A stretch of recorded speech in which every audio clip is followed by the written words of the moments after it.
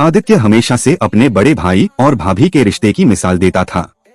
भाभी यानी नेहा घर की जिम्मेदारियों को बड़ी समझदारी से निभाती थी। आदित्य जब भी नौकरी से घर आता, भाभी का मुस्कुराता चेहरा और संवरा हुआ घर उसे सुकून देता। जिंदगी शांति से बीत रही थी, जब तक कि एक दिन भाभी की छोटी बहन रिया पढ़ाई पूरी करने के बाद दिल्ली से उनके घर नहीं आई। रिया में एक अलग ही ऊर्जा थी, चंचल, बातूनी और बेबाक उसके आने से घर में जैसे बाहर आ गई। जहां नेहा शांत और संयमित थी, वहीं रिया में खुलापन और बिंदास अंदाज था। शुरू में आदित्य उसे छोटी बहन की तरह ही समझता रहा, लेकिन वक्त के साथ कुछ बदलने लगा।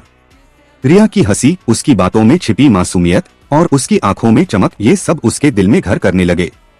एक शाम जब बारिश हो रही थी, रिया छत पर भीग रही थी। आदित्य नीचे खड़ा उसे देखता रहा। उसे रोकने की हिम्मत नहीं हुई, बस अनजाने में मुस्कुरा दिया। उस दिन उसके दिल ने पहली बार फुसफुसाया, शायद ये प्यार है, लेकिन साथ ही उसके अंदर एक अपराध बोध भी पनपने लगा।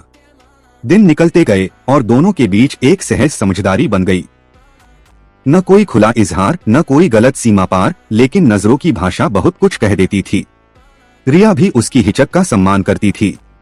कभी कभी वह उसे चिढ़ाती, भैया आप इतने गंभीर क्यों रहते हैं? आदित्य बस मुस्कुरा देता, क्योंकि वह जानता था कि अगर उसने कुछ कह दिया तो रिश्तों की सारी सीमाएं टूट जाएंगी। उसी दौरान घर में रिया का रिश्ता कहीं और तय हो गया। जब उसने आदित्य को यह खबर बताई तो उसकी आवाज में हल्का सा कंपन था। आदित्य ने सिर्फ इतना कहा, तुम्हारा साथी अच्छा होना चाहिए, बस यही चाहता हूँ।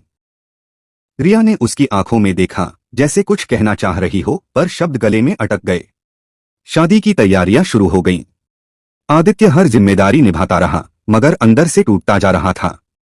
शादी के एक दिन पहले रिया ने उससे कहा, अगर कभी मैं वापस आऊं तो आप मुस्कुराते हुए मिलना, ठीक है?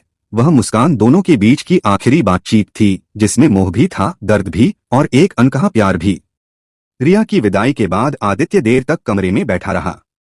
बाहर पटाखों की आवाजें गूंज रही थीं, लेकिन उसके भीतर सन्नाटा था।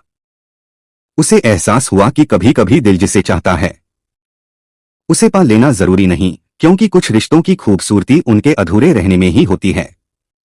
वक्त बीतता गया। आदित्य अपनी जिंदगी में फिर से रम गया, पर जब भी बारिश होती, वह उस शाम को याद करता जब उसने पहली बार रिया को मुस्कुराते हुए देखा था। शायद वही पल उसकी जिंदगी का सबसे सच्चा मगर सबसे खामोश प्यार था।